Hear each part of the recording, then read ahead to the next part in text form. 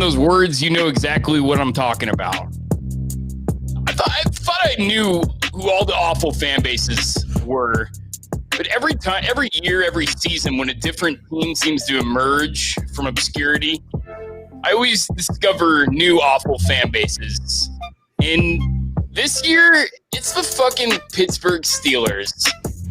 The previously undefeated and now disgraced 11-1 Pittsburgh Steelers, who honestly I've never really thought bad about this fan base, but ever since I started joining Facebook groups, and that's probably my bad for joining the awful culture that is Facebook groups, but I just realized what a whiny pack of bitches this group is.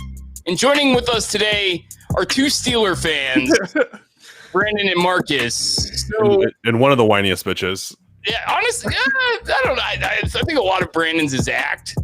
But man, dude, talk to us.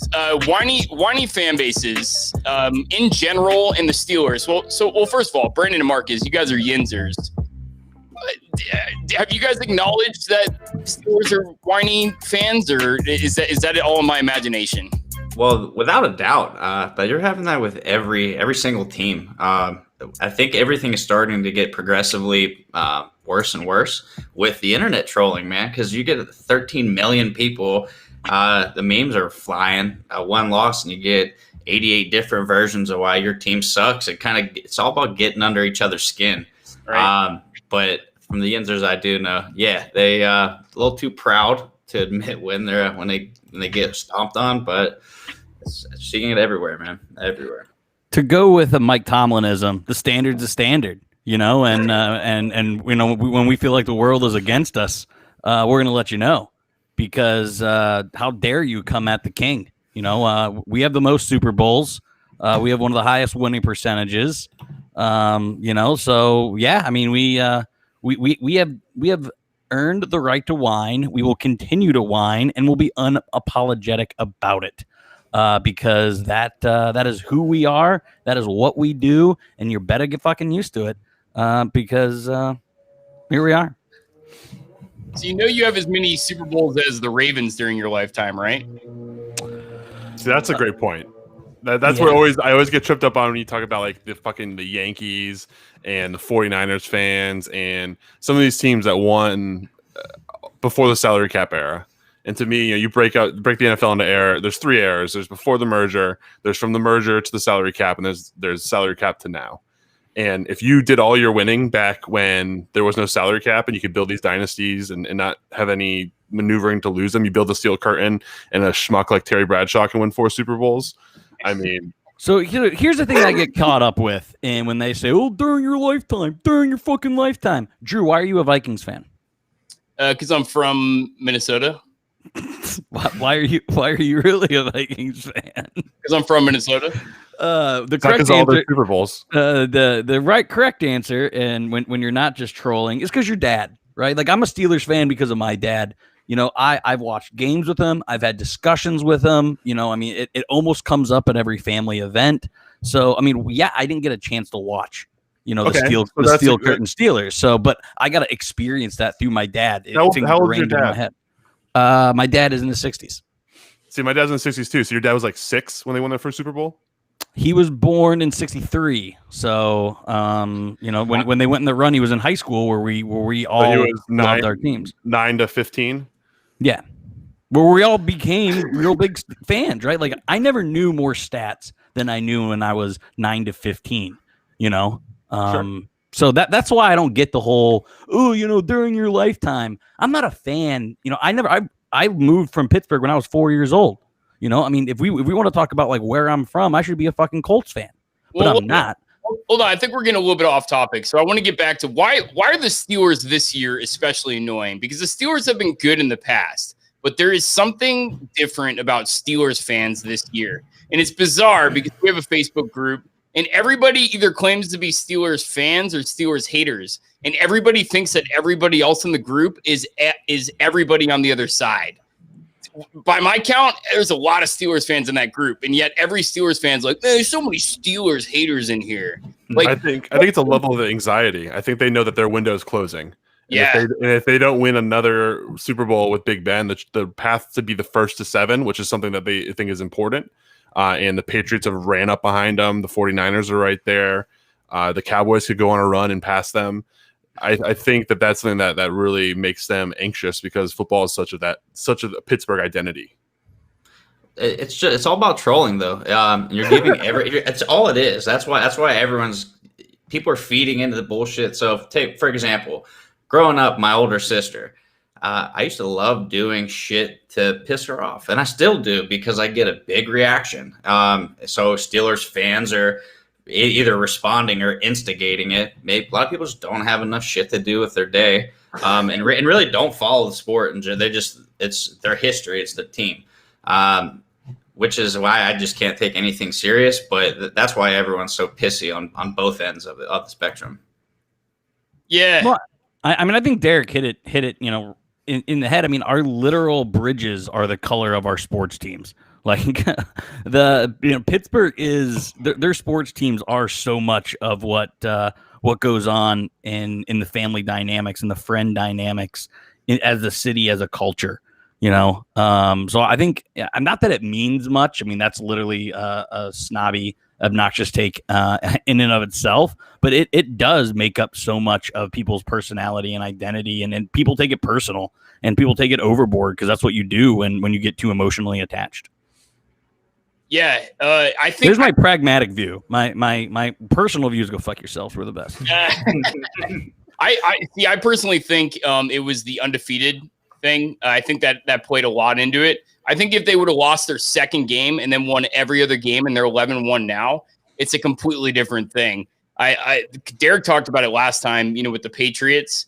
I don't know if there's any benefit of being undefeated unless you're truly holding on to the number 1 seed. It seems like it creates more pressure than it's worth. I've seen that almost every time that a team has gone undefeated, and it always really clicks once you hit 10 wins, right? Once you get to 10 wins, like that pressure really starts to mount. The questions start getting asked. Like nobody really cares about a 9-0 team. A bunch of teams have gone 9-0. Once you go 10-0, man, the things really start to mount. Steelers have gotten really annoying this year, but let's talk about some other annoying fan bases. Who besides the Steelers would you say is the most annoying?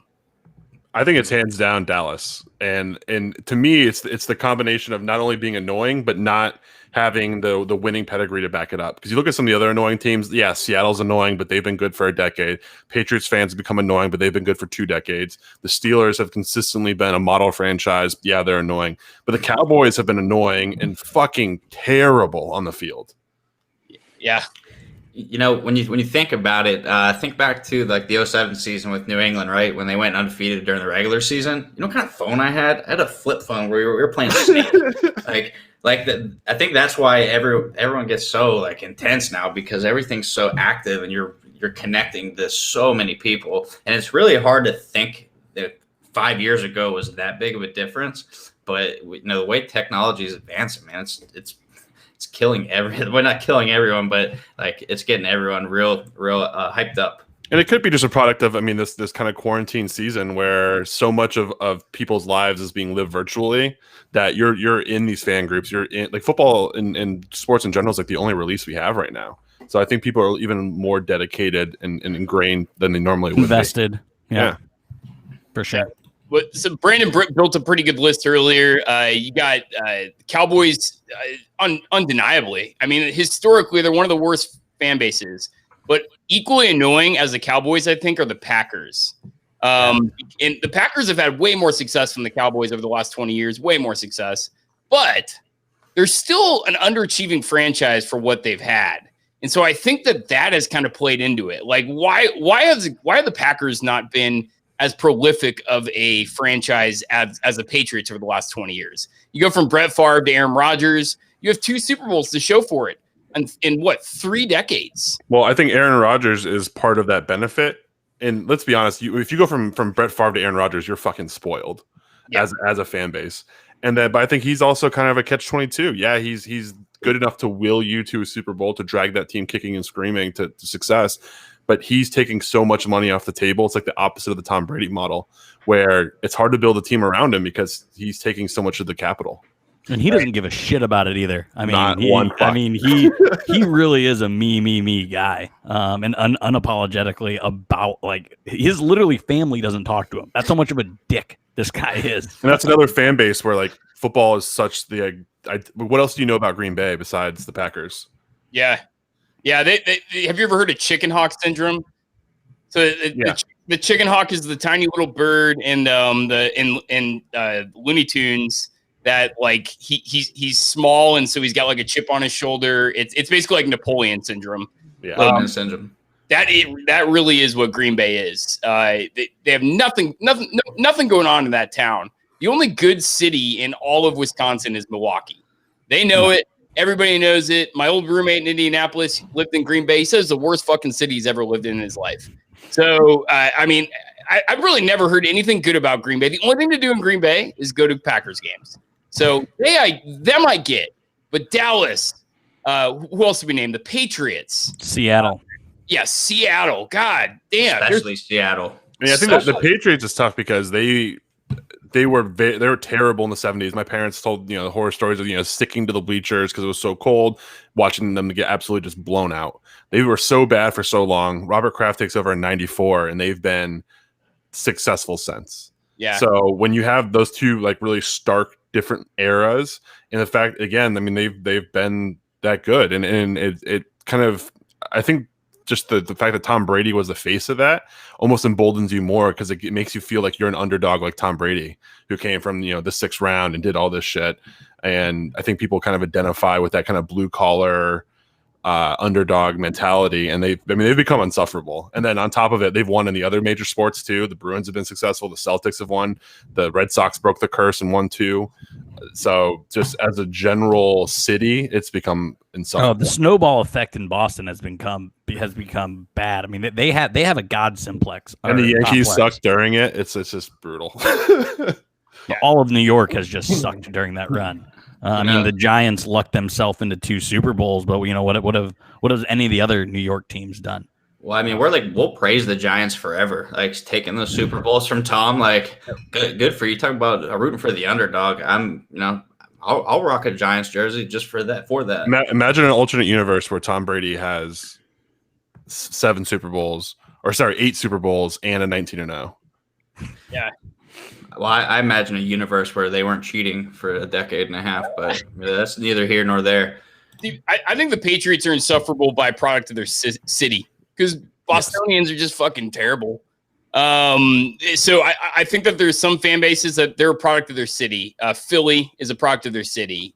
Philly is just an aggressive fucking city. Like the people are awful. I'm married to a Philadelphian, and her families, they're out there, man. They're out there people.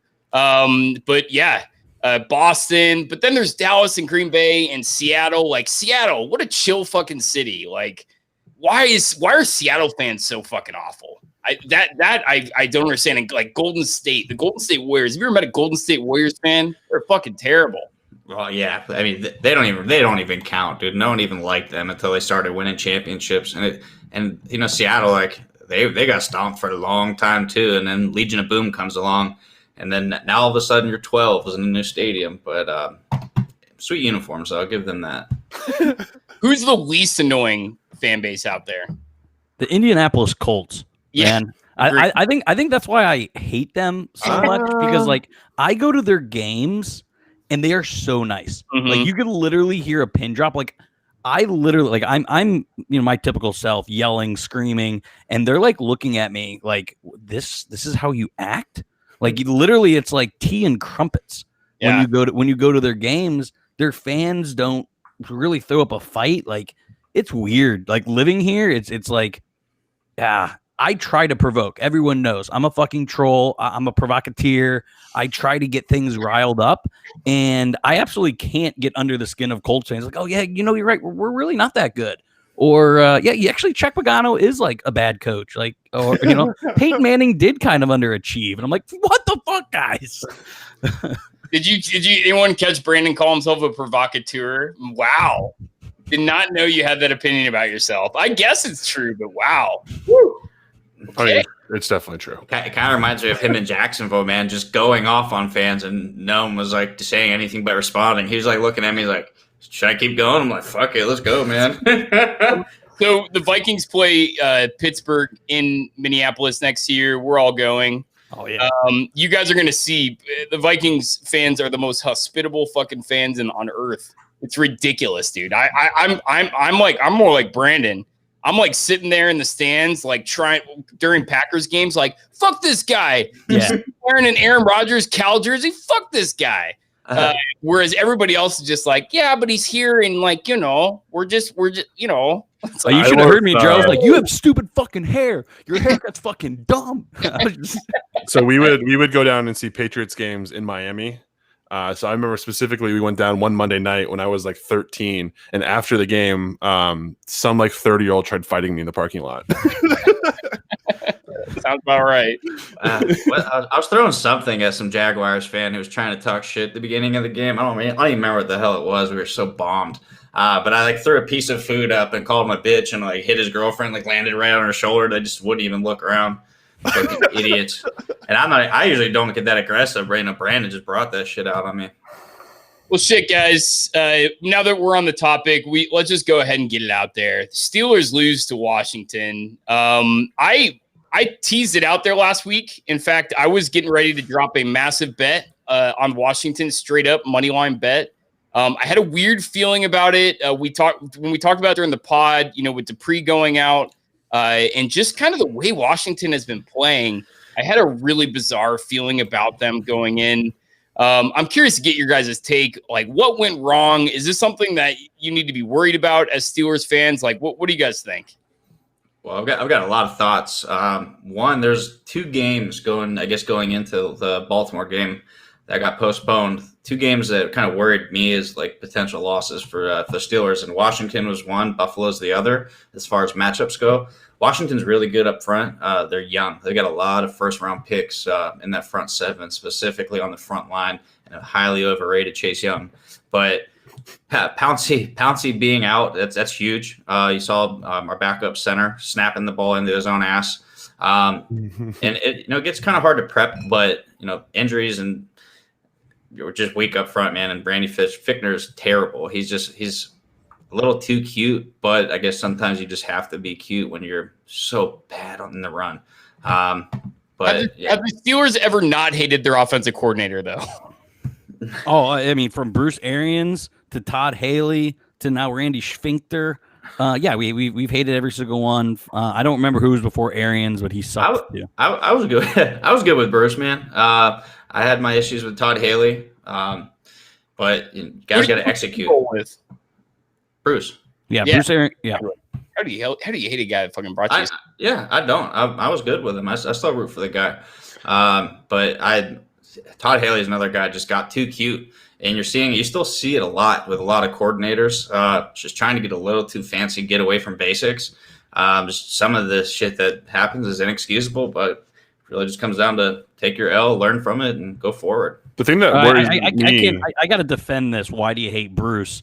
I hate Bruce for the same reason that Cardinals and Colts and Tampa Bay fans, his quarterback scheme allows the quarterback to stand in the pocket for too long, to take too many shots downfield, put too many risky plays. I mean, Ben was throwing the most interceptions, getting sacked the most, and getting hurt the most in the Bruce Arians era.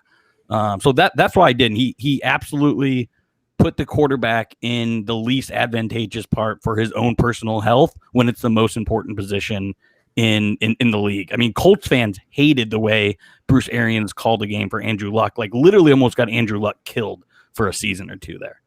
So that's why I dislike Bruce Arians. But and any comment to that, or can I now go into my Steelers diatribe?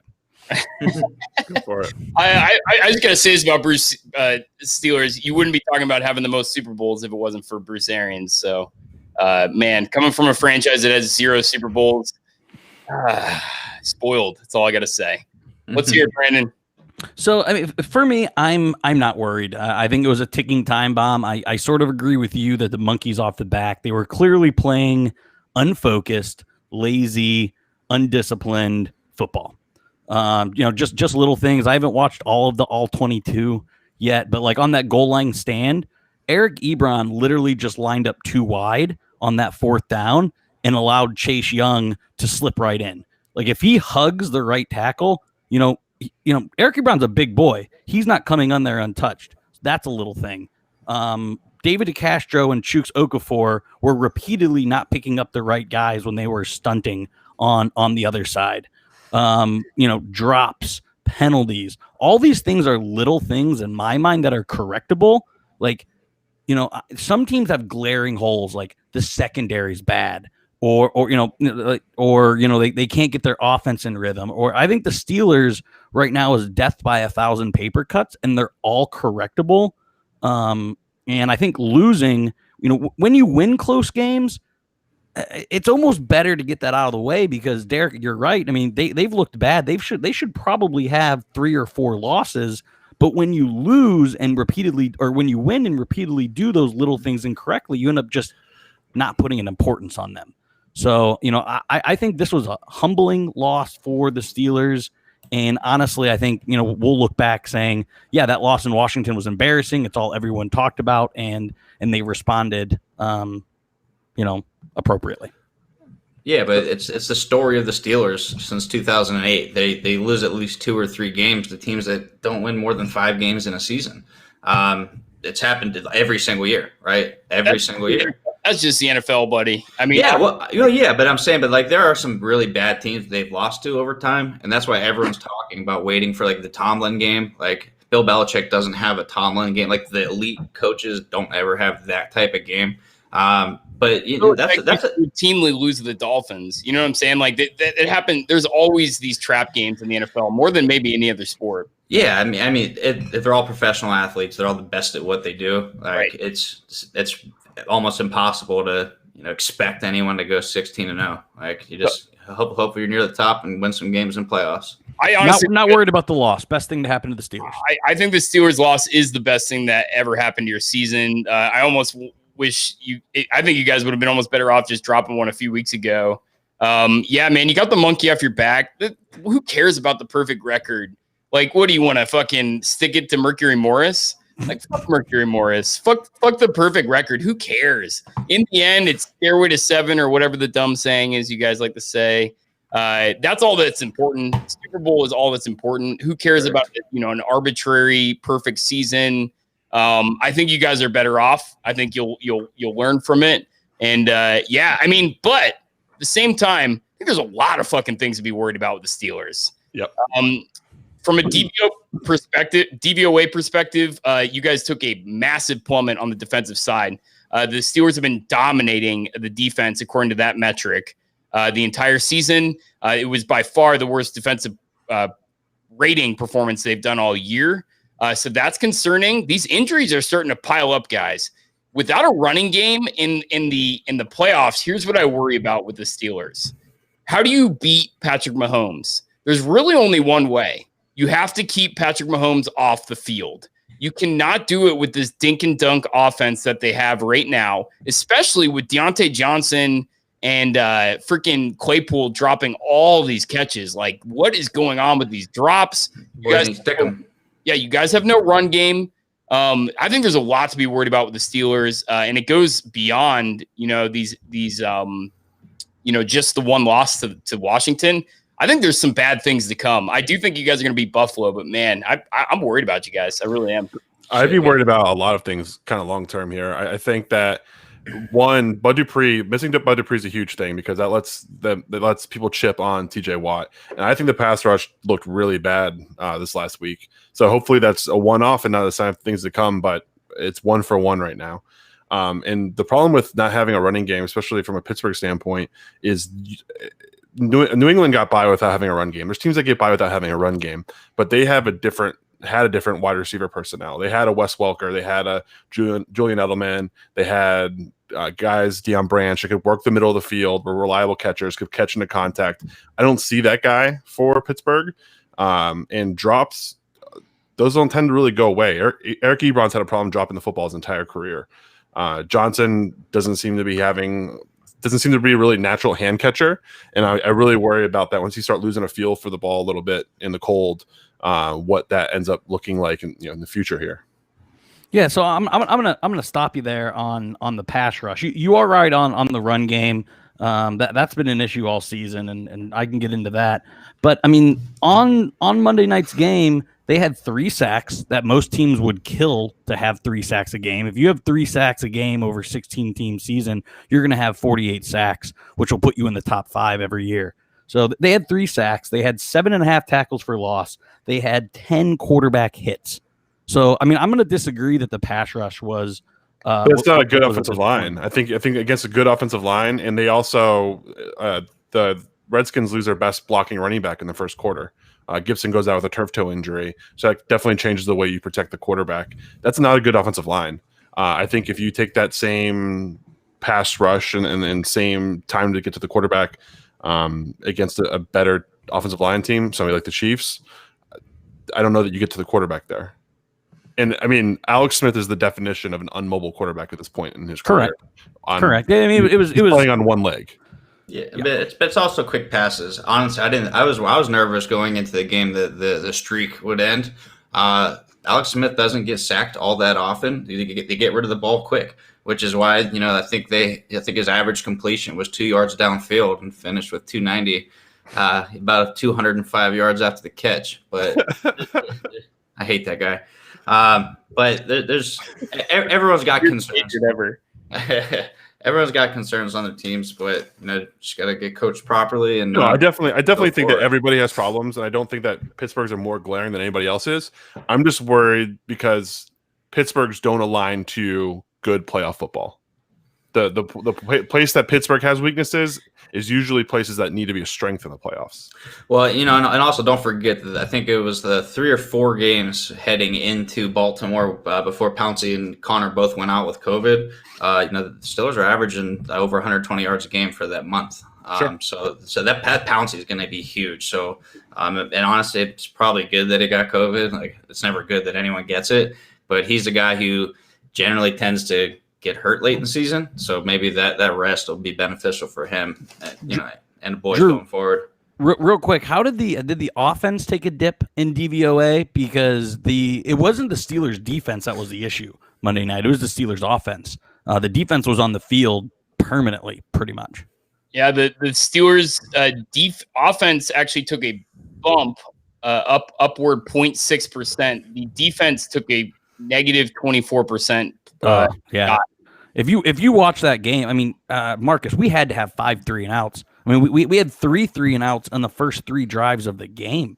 I pay zero attention to DVOA. I think Tampa. We were talking earlier. I think they're still 3rd.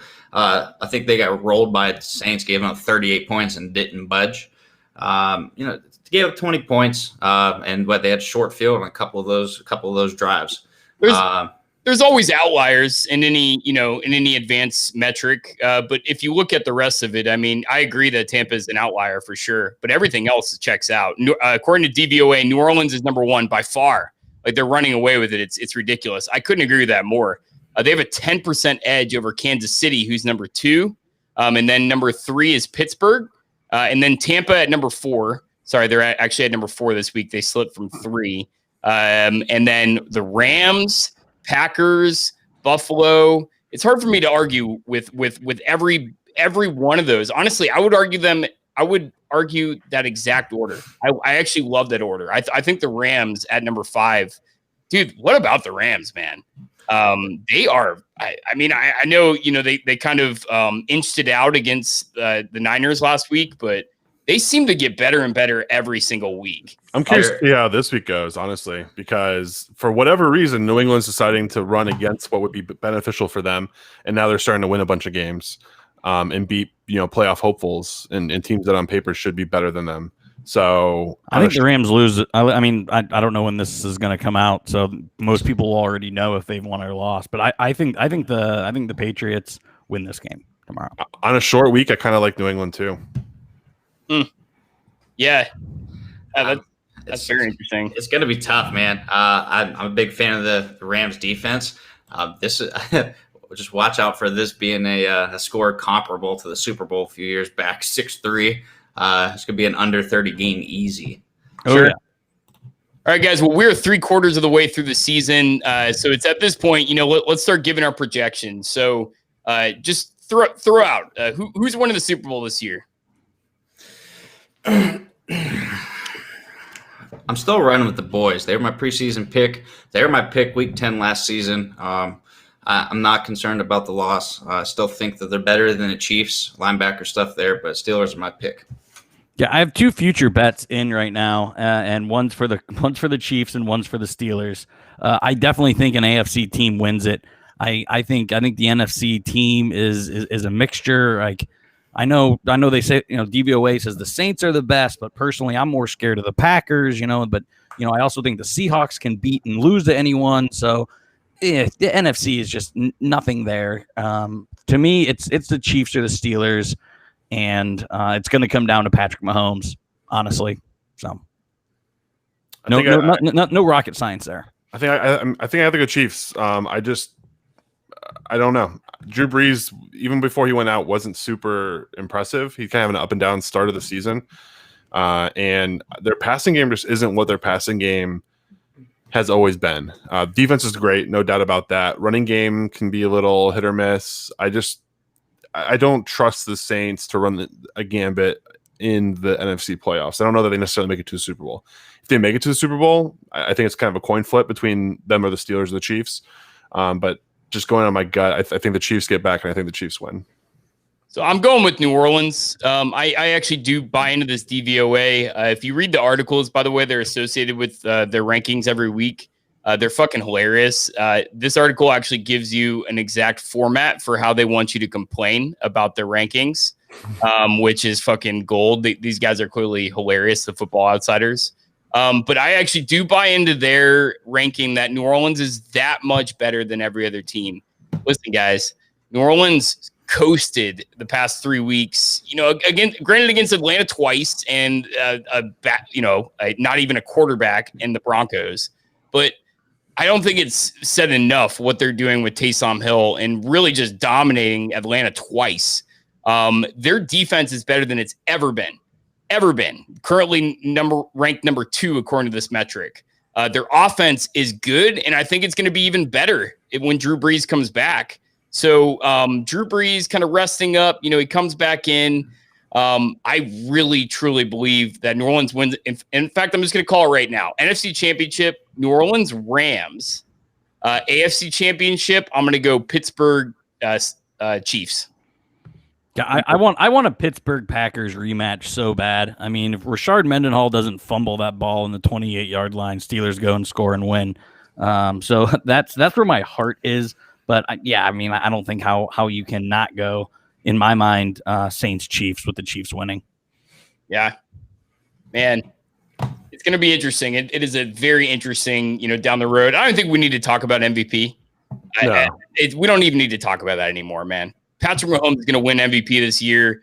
The Seahawks dropping to the Giants. I mean, get out of here. Russell Wilson's done for that. I think the only way that changes is if either Patrick Mahomes just for some reason plays way down or gets hurt, and then Aaron Rodgers finishes strong. I think Aaron Rodgers is the only threat that he has, just because he has, I think 36 or 38 total touchdowns. 36 and 4 through the air. 36 and 4. So he's there, but I just think if the Chiefs can, if the Chiefs finish 15-1, there's no way. Dude, Patrick Mahomes is negative 500. For those that don't know what that means you win 1/5 of your bet.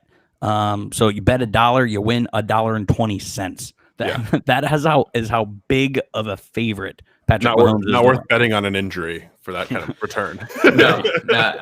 Josh Allen's the only other guy in consideration, in my opinion. But it's another topic. But yeah, I'm gonna ride Mahomes with you there. Yeah, Mahomes for sure. And then what about offensive rookie of the year? Oh, rookie of the year. I think offensive player of the year and offensive rookie of the year both could potentially come from Minnesota, being Dalvin Cook and Jefferson. I don't know if one team's ever produced both of those, but that's where my offensive vote is, and obviously TJ Watt's defensive player of the year, in my opinion. I think that the door opened. I thought it was Justin Herbert's to lose. I think he's going to open that door wider for Justin Jefferson. I think it's really going to come down to the last few weeks here. Just because there's a premium at the quarterback position. If Justin Herbert finishes averaging 300 yards and 3 touchdowns in each of the last weeks, I think he wins it. But barring that kind of performance, I mean, Justin Jefferson's doing ridiculous things. I thought it was a 4-horse race when we last talked about this a month ago. I thought it was Burrow.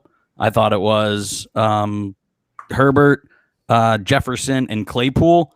For some reason, Claypool's usage, like he's getting a quarter of the snaps in Pittsburgh. It's super weird that they're not using him. Burrow's down, Herbert's slumping. So yeah, I mean, it does look like Jefferson is the lead horse right now. But yeah, you know, if I am a betting man, I would go Herbert. I just like him to put it together, and that seems to be more of a quarterback, award. So I think I would still go Herbert, but with the caveat that Jefferson's leading right now. Guys, Justin Jefferson is running away with this award, and it's really not even close. Honestly, after Herbert just absolutely just laid an egg last week, Justin Jefferson already has 1,000 yards. Let's say that he just averages 50 yards for the next 4 weeks. That's a pretty conservative estimate, the way that this guy's been playing, and he's getting better. He is just ridiculous. He doesn't even have the targets to support his numbers. Look at his stats. He has 84 targets, 61 catches, and over 1,000 yards. He is a great jump ball receiver. He gets elite separation, and he's already running elite routes. I've not seen a guy like this in quite some. Well, honestly, McLaren. We were just talking about it last week, how underrated McLaren is. Justin Jefferson is having a very similar year, except for I would say even better. If he puts up 2 more 100-yard games, we're talking about a guy that could potentially, go over 1,300 yards. We have not seen a rookie season. If that happens, we have not seen a rookie season like that since Randy Moss. But he's also making big catches too, not just big plays, but like big time, big moment catches. I've been beyond impressed with him, man. I did not see that coming. Yeah, I just think the only reason I'm not willing to just say it's done is because Herbert does close with the Raiders, the Broncos, and the Chiefs. So the Chiefs, he's going to be needed throwing. The Broncos are not a good defense, and AJ Boye just goes out with a PED suspension. And the Raiders are, for whatever reason, the Raiders are fucking terrible now. Yeah, if he throws for 1,000 more yards and 10 touchdowns over that 4-game stretch, I don't know how you don't put him. Yeah, that put him at 4,200 yards and 33 touchdowns. Yeah, that's offensive rookie of the year. Sorry, Drew. I get everything you're saying, but I think all those are possible. I think he could throw for 250 a game and 2.25 touchdowns a game. I think that's all possible. We're talking historical greatness for both players, but I think that one player, if he goes on a run and if he breaks Randy Moss's ridiculous rookie records, I mean, I would think it would be ridiculous not to give it to him. Like if Herbert does break the touchdown record, break some other records like that, then yeah, of course you got to give it to him. But I think relatively speaking, who's been more important to their team? I mean, Jesus, Herbert can't win a game. I mean, that's not even a question. I mean, but again, we're talking about NFL awards here, where we know it's a quarterback league. Do I think who's more deserving of it? Justin Jefferson, no question, but it's still a quarterback league. Yeah. Yep. Defensive player of the year, I think Watt's a no-brainer. He's been just fucking absolutely dominant. A defensive rookie of the year, Chase Young, who's not overrated. Fuck you, Marcus. He'll have more Pro Bowls than Joe Burrow. I said it. Chase Young has 4 sacks this season. I think 3 of them came in one game. He's highly overrated, boys. Yeah, sacks are an overrated stat. Speaking of overrated, I think he's got 30 tackles. Yeah, you signed a DN 4 sacks. Yeah. No. I think weren't you saying Garrett was overrated with the Browns too? Pretty sure that. For that, he's a little bitch, but for that money, he's talented, man. But he hasn't earned that $100 million guaranteed contract. He's very good, but he's not even TJ. So speaking of guys that Marcus is wrong on, let's talk about Jalen Hurts. Yeah. Yeah. So Jalen Hurts, honestly, that's huge news. I think that everyone just assumed that the Eagles were just going to stick it out with Carson Wentz. He got this fucking contract. By the way, guys, this contract is not even kicked in yet. He hasn't even paid $1 from this fucking extension yet. So everyone just assumed they had to grit and bear it. Carson Wentz. Jalen Hurts came in last week, and I will admit, he brought about a spark. I mean, he was clearly better than Carson Wentz. Now, I'm going to give my take on why I think that is. But what do you guys think about this? And is this going to be a success? His speed definitely adds up on the next level. I will say that. 100%. I think it depends how they use him. If they use him out of the pocket, in the pistol, move him around, I think there's a chance. Kind of like Kyler Murray, Lamar Jackson, what Josh Allen should be doing mold. He was still 5 for 12 passing. So let's not pretend like he's going to beat you in the pocket. I think they got to go that way. I mean, for better or for worse, they took him with a high draft pick, and the answer is for worse. They're drafting recently. Recent history has been fucking atrocious. But they take Jalen Hurts early. You got to take him. Carson Wentz isn't the guy. The marriage didn't work.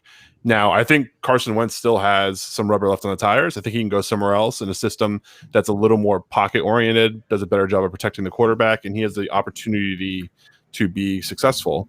But I think his time in Philly should be over, and I think it's the best thing for both parties. Well, here's my take on this. One, I love Jalen Hurts. I've been a huge fan of him. It was nice to see him going out and playing well enough. Green Bay's not a bad defense. Asking anyone just to come in and, fire on a short rest, not, getting starter reps or whatever. He played well. Philly's fucked when it comes to this conundrum. The best they can do is trade Jalen Hurts because I know Drew's just getting ready to touch on that. I think it starts at $21 million next year. They lose $60 million in dead money if he's not playing on their team next year. So if whatever system he's going to, it won't be for three seasons. And just to recircle everything, talking about big ass contracts that haven't kicked in yet, you guys do remember that the salary cap is supposed to be going down decreasing by about 20 some odd million. Well, Patrick Mahomes, he's going to be getting paid about $40 million or more. Watch out, Kansas City. There's big trouble coming for them. Yeah. No, I'm on Sport Track right now, and Marcus is right. The dead cap doesn't go down until 2024. They need to move Hurts for a first round pick, multiple first round picks. I don't know. I don't think there's a team in the league high enough to do that. In what universe would that work?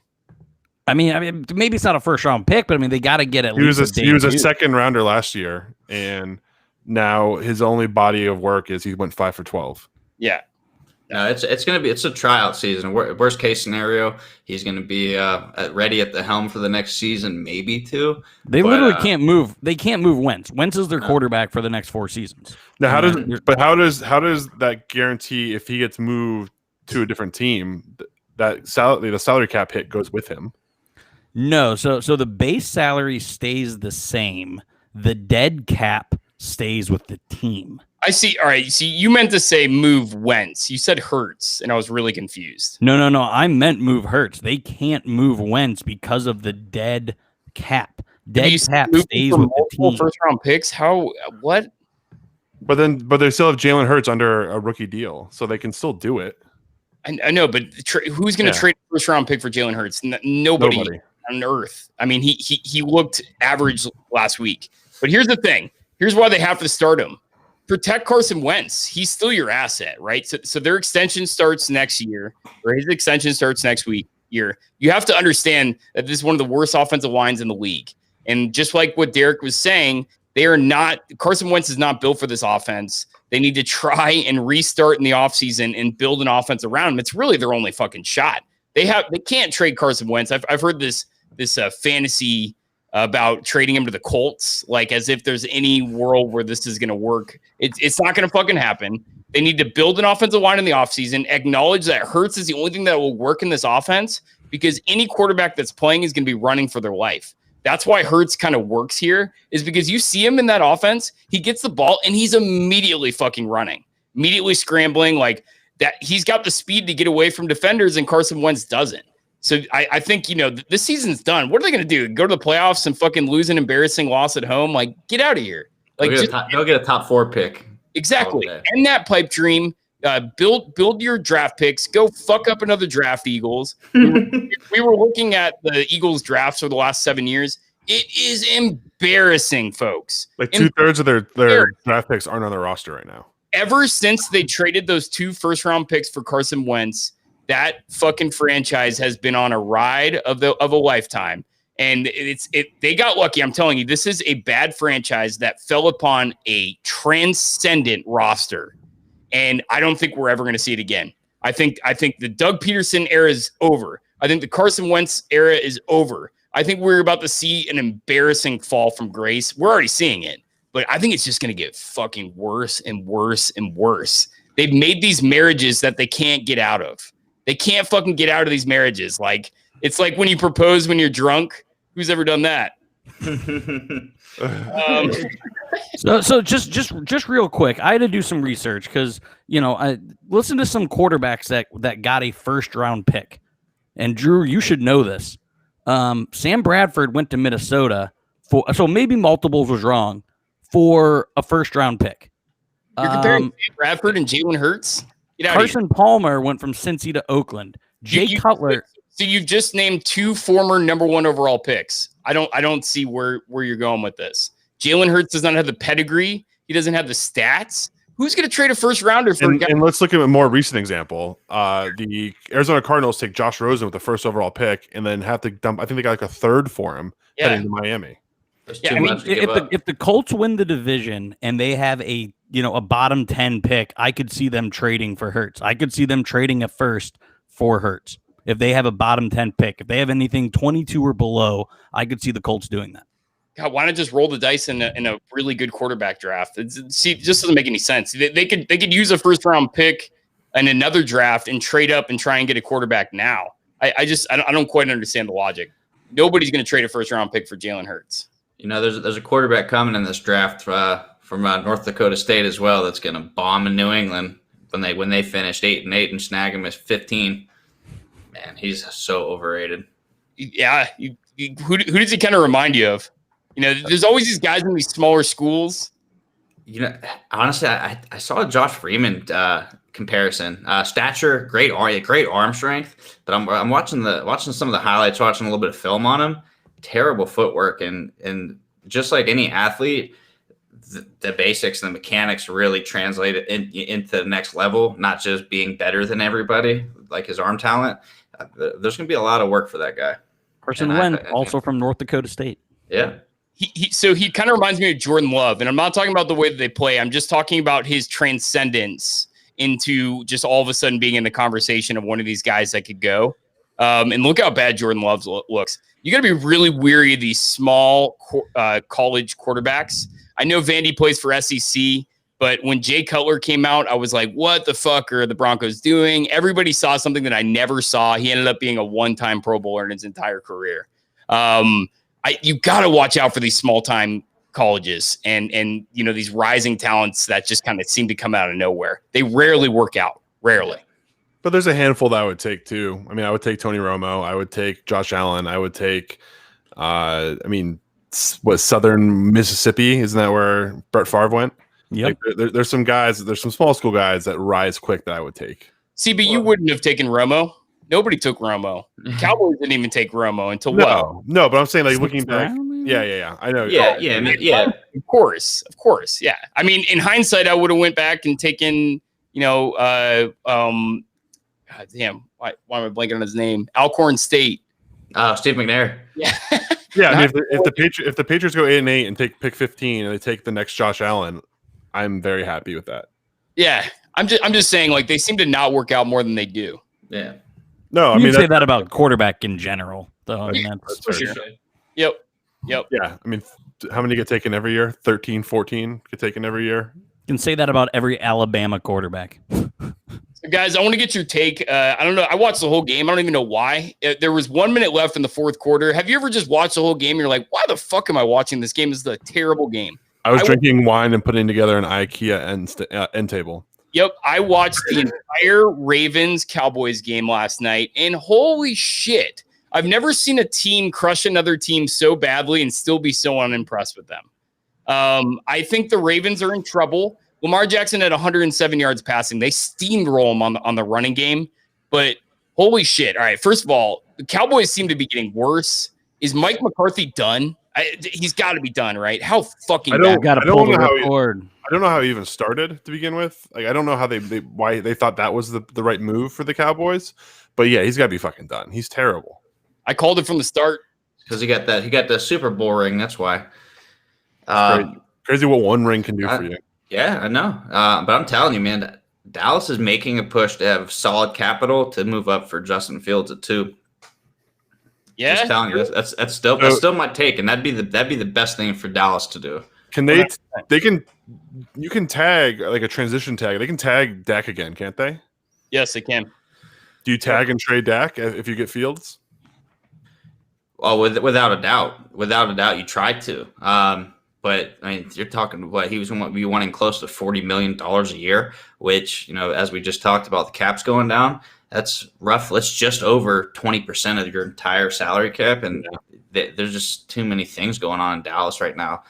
Being able to have a young rookie deal quarterback who's mobile and very talented. I'm a big fan of Justin Fields. That's truthfully the best thing they could do. I think Dalton is still a slightly below replacement quarterback. I don't think he's a journeyman. He's a usable guy. Seeing the drop off from Dak to him, I think helps Dak's case in any negotiation to say, hey, look what I was holding together. Without me, this place is a fucking shit show, because it has been. So I think he's in a good bargaining position. The cap going down definitely hurts him from what he originally wanted, but there's definitely value there from a Cowboy standpoint. I know we talked about this with the Jets. If they're going to have good draft capital, is this a situation where you trade back because it is such a QB heavy draft? Do you stick with the Dak marriage for a couple more years and build out the rest of your roster? Because just like the Jets, I mean, defensively, they have holes everywhere. I'd definitely consider it for sure. Like Vander Esch is supposed to be their guy, and he looks like just another replaceable guy. He's getting hurt. Have you ever seen? All right, it's like watching the Cowboys is like watching that shitty manager in your fantasy league every year that just always makes the same fucking mistakes. This last offseason, can we just recount some of the Cowboys' moves? Every single one of them blew up in their face. They go out, they sign Amari Cooper to a long-term deal. Why did they do that? Who knows? Just prior to last season, they signed Ezekiel Elliott when they could have locked up Dak for a long-term deal for reportedly like just under $40 million. At the time, that seemed ridiculous. Now it's almost looking like a bargain at this point. They go out, they get McCoy from the Bucks. Every single move that they make is cursed. And then the Andy Dalton thing. Man, I just love seeing the Cowboys just get crushed by their own hubris. Because if you've been keeping your finger on the pulse of Cowboys fans, they've been saying since prior to the season that they liked Dalton more than Dak. It's just like, how dumb can you be? Yeah. It's like this guy has not been in the NFL for a long time. He's been in the fucking NFL for a decade.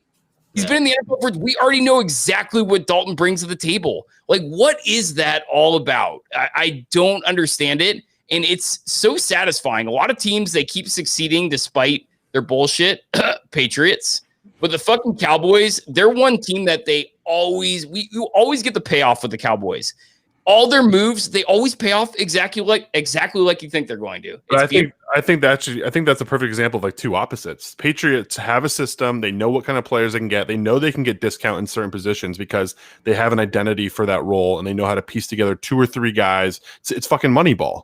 They can take a guy and platoon him, and all right, you play first and second, you play third down. Like, this is together, you make a replaceable outside linebacker.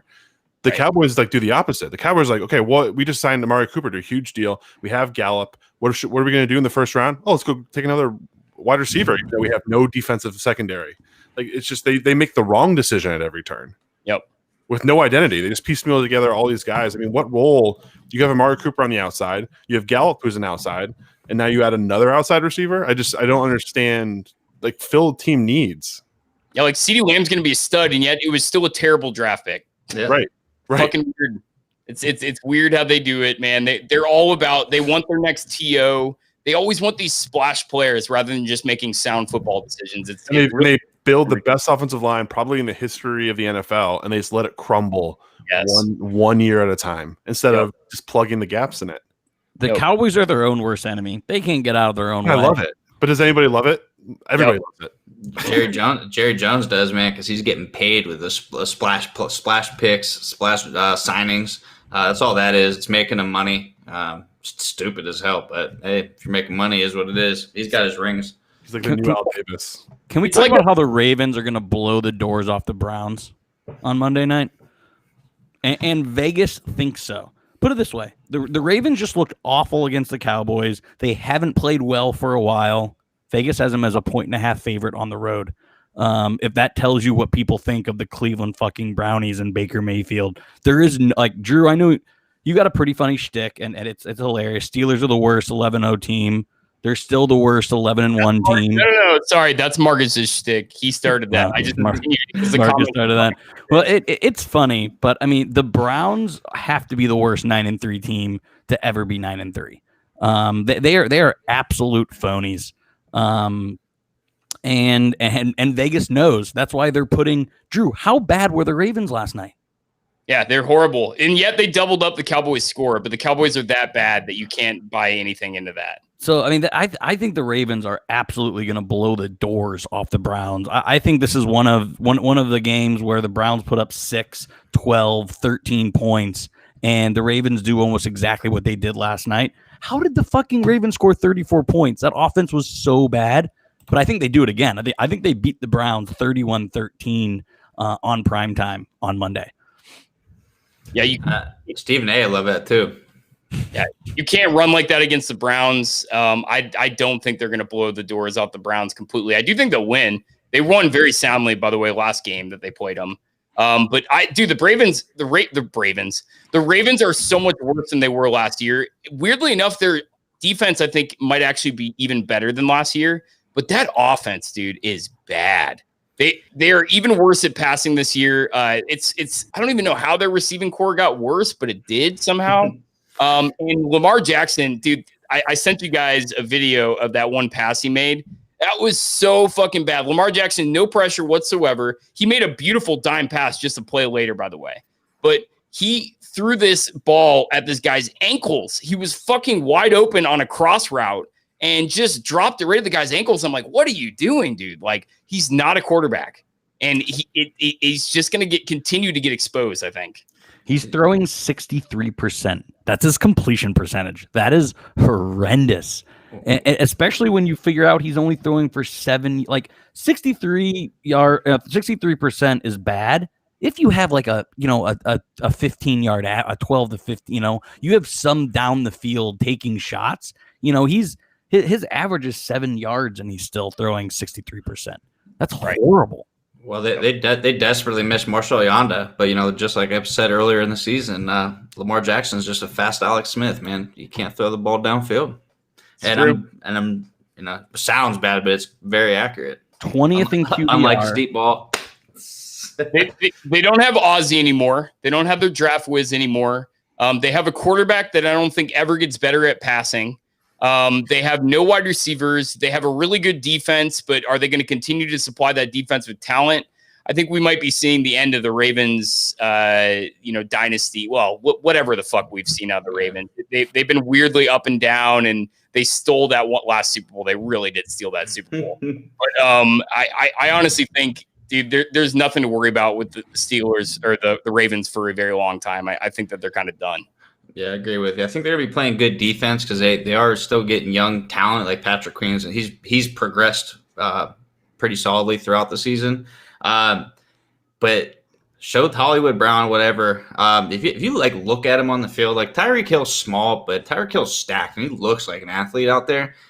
Marquise Brown looks like he's in high school out on that field. Like, he just doesn't look like he belongs. And the problem with Brown is Tyreek Hill is small.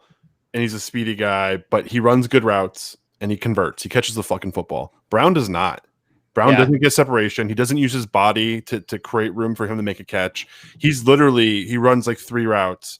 And if he's wide open, he makes a catch. He's fast. He's good after the catch, but he's not making contested catches. Mm-hmm. And him and Lamar are like the worst possible combination for each other. Like you have a quarterback who's not putting the ball right on time, right in the window, and you have a guy who can't make the plays outside of that window. Yeah, I still think Antonio Brown would have been a much better fit with the Ravens than he is with the Bucs. I think they would have weirdly fit really well. I do want to ask you guys. So there's 2 6-6 teams on each side of the board. One is actually currently in the playoff hunt if the season ended right today. The Vikings would be in the playoffs. On the other side, you have the surging Patriots who look better than fucking ever. Their defense is clicking on all cylinders. Somehow they're making it work despite Cam Newton throwing like 60 yards last week. I think he threw. What do you guys think? Do the Patriots have any shot? Do the Vikings have any shot? I was looking at schedules earlier. I think the New England's they have a gauntlet coming, man. They have a very tough. They got Miami, Buffalo, Rams, and they finish with the Jets as the Week 18 to push back to 8-8. But they're getting better, but it's not going to be enough. Minnesota's got a cakewalk coming through after Tampa. I told you guys a couple weeks back, I think that they can piece enough. You obviously had a sloppy game against Jacksonville. I still think they pieced just enough together, and I think a couple of those teams from the NFC West are going to split a few more games, because the Rams still have a tough schedule. Seattle's only got one left. Arizona's got a tough finish. Between the two, I'm taking the Vikings to slide into the playoffs. As a Patriots fan, this was like the worst case scenario, where the Cam Newton experience didn't work, which is fine. I didn't really think it was going to. I was excited to have him in place because at least it was something, and it was kind of a transition year with so many people out from COVID and the loss of Tom Brady. But this is the worst case scenario because fucking Bill Belichick is too good and has too much pride. He was never going to tank. Even though it's a mastermind, evil genius thing to do, he's a prideful guy, and he really has a pride in doing the things quote unquote the right way, even though he steps past that sometimes. Allegedly steps past Your that. words, Derek, not ours. But the problem is Gerard Mayo and Steve Belichick are dialing up great defensive plans week after week to completely neutralize teams' number one attack, just like they always have, even without some of those key players. And they actually hit on a pass rusher for one time. Uche, the rookie defensive end, is the most efficient rookie pass rusher according to Pro Football Focus. He's not getting the playing time you would hope he would get with that kind of efficiency. So they're probably picking their spots with him, putting him in favorable matchups. But he's looked good. And that's kind of the key to how the Patriots run their pass rush. So this is a worst case scenario. They're going to win. They're probably going to go 8-8 and miss the playoffs. So they don't get to, a playoff game. They don't get to keep that streak going, and then they still have a shitty draft pick, even though they're not on paper a good team. And by the way, Pro Football Focus is terrible. I don't know if you guys saw, but that Bud Dupree is number 70 end over there from this season. That's insane when you're talking about double-digit sack season. All right, anyways. So let me first get started on the AFC side. If you want to check out a gauntlet, check out the Dolphins' schedule. I think they go 0-4, 1-3. You can eliminate Miami from making the playoffs. The Colts, I think the Colts lose 2 or 3 more, maybe. I think they go 9-7. I don't know how that tiebreaker is going to shake out, but I think the Patriots also go 9-7. I think they go 3-1 in their remaining 4, and I think the Patriots are right there at that 7th or 8th spot. Because I think Baltimore leaps into Miami's spot. I think Cleveland gets the 5 seed. I think Baltimore gets the 6 seed, and then I think that 7th seed is really between New England and Indy. So I put the Patriots at a 50-50 shot of getting in, and I honestly think Minnesota is right there too. I don't think they have a cakewalk. I think they go 8-8. I think they lose to the Saints and Bucks. But I also think the Cardinals go 8-8, and Minnesota holds the tiebreaker on them right now. So, Drew, you asked a great question. I think we see that picture cleared up really well. Which one of those teams get in after this week? I think if the Patriots can beat the Rams, and I think if Minnesota can beat the Bucks, I think both teams have a great shot. If the Patriots lose, I still think there's a path. If Minnesota loses, I still think there's a path, but it's a little tougher. So that's the interesting thing, because if the Patriots do win and get to 9-7, they have the tiebreaker. They would have the tiebreaker on the Dolphins in that scenario, and they do have the tiebreaker on the Ravens. Yeah. No, I've said for a while I think the Patriots are going to get in, and outside of the Chiefs, that's the only team in the AFC as a Steeler fan that I'm worried about. I'm not worried about the Browns, the Ravens, the Bills. I'm only worried about the Chiefs and the Patriots. The 7-2 matchup of the Patriots coming to Pittsburgh scares the ever living. Well, and that's the reverse of what I was saying with the Steelers. Is everything the only things the Patriots do well is run the football and play defense. So now that's more of a formula in the playoffs. That's a scary. You could steal a win with a good game plan. Yep. Yeah. I've been championing the Patriots slipping into the playoffs for a while now, and that's starting to get real as we move on. I think it was 5 or 6 weeks ago. We had just an incredible full slate of football. Is it not kind of very similar this week? There's a lot of really good games. A lot of this is gonna be such a great week of football. Oh man, it's amazing. And you guys are ready for this one? The guy who should be coach of the year will pull off the upset of the week. What? No way. Oh, I can't wait to talk about this on Sunday for the gambling pod. That's wild. Flores over the Chiefs. It's coming, baby. Okay, yeah, you think Flores is going to beat the Chiefs? That's wild. Bucks have Vikings. Another wild game. Huge playoff implications on both sides. Let's face it. If the Bucks lose this game, they have still a really good road to the playoffs. But it gets a little murkier, man. And if they lose to the Vikings at home, let's face it, that's a really fucking bad loss. The Vikings barely scraped by against the Jaguars. I don't think the Vikings are any good. I don't know either. I think that we're going to get blown out by the Bucks personally. But if the Vikings do beat the Bucks, then I will completely change my fucking mind because Tom Brady coming off a bye week, they're going to get a little bit more healthy. The Bucks are pretty banged up. The Vikings' only chance in this game is to just air it out, and I don't think Kirk Cousins has it in him. With the pass rush that the Bucks have, in combination with the fact that Kirk Cousins can't really throw a great, although he's been a lot better this year. Justin Jefferson has to have a game of a lifetime for them to win this game. I don't think they have a chance. Yeah. It's going to be close. I like Minnesota plus the touchdown coming off the bye from Tampa is tough, but Dalvin's going to have probably his least productive day of the season. And he'll probably rack up some yards and catches, but when you're talking about like on a per touch basis, Tampa's used to Christian McCaffrey, and they generally shut him down for the last few years. I think it's Thielen's time to like really shine. Jordan Jefferson's gonna make plays, but Thielen's the real key for the Vikings offense. I think this will be I think this will be a fun game, and I think the Vikings cover. Right now it's at 6.5. But if we're talking money line like we most often do, I think Tampa Bay wins this game. Well, I'm rooting for the Vikings, man. I still want that Super Bowl matchup between us here in Tampa, man. So I'm rooting for the Vikings all the way. I'm curious to see. The Bucks offenses look disconjointed ever since they added Antonio Brown. I don't know if it's a coincidence or if it's him taking over a role that was already. I mean, Scotty Miller was doing okay. He was becoming a prime part of that offense. He was, that under route, the kind of safety blanket. So just placing a guy like that, I don't think they really gain very much. And then maybe team dynamics shift. Bruce Arians has been extremely vocal against Tom Brady, and there started being some rumblings that Tom Brady's not loving it. So he doesn't like his coach repeatedly throwing him under the bus. Oh man. Well, there was some speculation in the beginning that it was this ruse, and they were in on it. And hey, you're the veteran. I'm gonna say what I want to say to the team to you. I never bought into that kind of scheme. No, there's serious trouble going on there, chemistry wise. Yeah, Bruce Arians is playing this shit all wrong, all fucking wrong. Like, what are you doing, dude?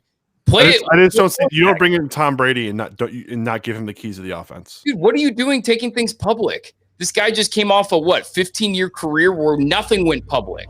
No, right. Way more than 15 years. Almost a 20-year career. He was in New England for 19 years. Almost a 20-year career with New England where nothing went public. And if something did go public, they found the squealer and they cut him. Mm-hmm. That's how fucking brutal that shit is. Bruce Arians is playing this all wrong. I can't believe the respect that I had for Bruce Arians coming into Tampa, how little I have now. I thought he was going to come in, revive Jameis's career. Jameis has statistically the worst game season of his career. Looks even more careless with the football than ever and gets sacked a bunch of times. Tom Brady comes in, and it's really the same thing.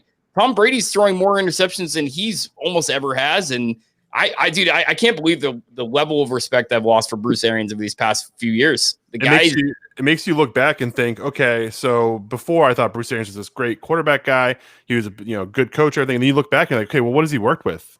Ben was I think he was the 15th overall pick or the 20th overall pick. Yeah, 12th, yeah. 12th. He had he had Andrew Luck and he had Carson Palmer. It's not like in Kurt Warner. It's not like he's like really. Is he doing anything that amazing? He's been given a Ferrari and he just didn't crash it. Now he's crashing it. Now he's fucking crashing it. The historically great team, the Bucks. If they somehow miss the playoffs, it'll be one of the largest fumblings like of all time. But dude, for my money this week, I one game that I find so intriguing is Indy at Vegas. Yes, it's basically an elimination game. If you look at the playoff predictor, if the Colts win, there's about a 57% chance they get in. If the Raiders win, there's like a 49% chance they get in. But if whatever team loses, drops down to the 20%. Like it looks really bad for the loser of this game to get into the playoffs. This is absolutely a play-in game. You're starting to talk me into this New England making the playoffs thing because these are two teams on the bubble right ahead of them. Yeah, I mean, one of them has to lose, and I think they're both. The Colts are showing a little bit of life last week after trending the wrong way for a while. The Ravens have been the Raiders have been trending the wrong way for about a month. Yeah, I think Indy wins this game, even though I don't want that to happen. Same. These are my AFC darlings too. Two teams that I cheer for, I root for. I'm excited to watch, and it's the only time you're going to hear me say I'm glad that I'm eliminated because now I don't have to worry about my guys not producing. Fuck you, Josh Jacobs. Worst case scenario, Taylor goes for like 25 fantasy points, and then I have to start really contemplating whether or not I keep him after a fucking terrible 3/4 of a season. Dude, how bad do him and Dobbins look? Like, that's why I'm not a GM because I wanted Taylor and I didn't really want Dobbins that much. Talk about a total class. Edwards-Helaire has not looked good either. No, the running back class, and they were so publicized. Like CEH was supposed to be the next coming of Brian Westbrook. Like Taylor was supposed to come in and be like an Adrian Peterson clone. Like Dobbins was supposed to be someone who can complement Ingram and Lamar so well. And all three of them have been just disappointing. The best running back in that draft is starting to get touches. Huge keeper for Goose next year is Cam Akers. He's looking better and better, man. And he's been Antonio Gibson looks like this running back steal. Him and James Robinson, I think. Yeah. Especially PPR format. Give me some Gibson. James Robinson is 100% the best running back in this class. The guy gets better every fucking week. The Vikings, not a great defense, but James Robinson dragged them through that game, kicking and screaming. James Robinson is a fucking stud. Yeah, Swift in Detroit too. I mean, he can't stay healthy, but he's solid. Honestly, that's a bad draft of running backs. I think we can pretty much already declare that. Clyde Edwards-Helaire. I mean, people were talking about that guy like he was a guarantee. He is far from a guarantee, man. On such a great team to not be performing, like he's not a keep. He's not in redraft leagues. He was going like top 4. Yeah. And if you took him top 4, you're probably in the bottom handful in your league. Yep. Totally. So, do the Steelers get it done against Buffalo this week? It's on everyone's mind. Colin Cowherd has been really vocal in saying that not only Buffalo is going to win, but they're going to win by a lot. What do you guys think? So we saw this game last year where the Bills almost lost to a duck. The Steelers had the ball to tie the game with like less than 4 minutes to go in the game, and I think Duck turned it over or something bad happened. But the Bills pretty much bring back the identical team. The Steelers bring back almost close to identical team, but we have Big Ben. So I think this ends up being a Steelers win. It'll be close because the Steelers don't know how to blow out teams. I think it'll be a great Sunday night game, but I do think the Steelers bounce back. For me, it's Pouncey coming back, Connor coming back. Finally, there's a chip coming into Pittsburgh, chip on the shoulder. They will be missing Bud Dupree, so it's going to come down to the last drive, and it's going to be in Josh Allen's hands. It depends on if he makes the final play, but I'm leaning 24-20 Steelers. Real quick in my notes before I wanted to add this, Joe Hayden's health is huge. Diggs has been an absolute monster. So whether Joe Hayden passes concussion protocol So I agree with you, Marcus. Pouncey is huge. Connor's huge. But in my mind, it's all about if the Steelers get their number one cornerback to return Sunday night. I think there's probably a half dozen scenarios and paths for each team. Kind of a coin flip game for me. But my mind won't let me bet on the Steelers playing like horse shit 3 weeks in a row. It's fair. Yeah, the Steelers are going to steamroll Buffalo. They're favored by 2.5. I'm telling you, they're going to cover, and they're going to cover big. I think I still love the Steelers. I just love, dude. If that offense ever gets itself together, they're going to be terrifying. And I think that can still happen. We're talking just a couple drops away from that already happening in the last couple of weeks. 2 weeks ago, especially, man, those fucking, oh my gosh. 9 drops were the most drops in one game in like a decade. The thing that scares me about drops in particular, though, especially uncontested drops, like a lot of them were, is they're like errors in baseball, man. They get in your head, and contagious. You're afraid of the fucking football. It's like free throws. Eric Ebron has had a problem with drops. I'm really upset that they only started recording drops like 3 seasons ago, because I guarantee he has a historic number of them. He's had a problem with catching the football his entire career. Yep. You know who still doesn't have a drop this year? Devontae Adams. What a stud. God, what a fucking stud, man. I don't think Larry Fitzgerald has one in his career. Really? No, I'm joking. But he only, it's less than 10. Yeah, Fitzgerald's a man. All right, guys.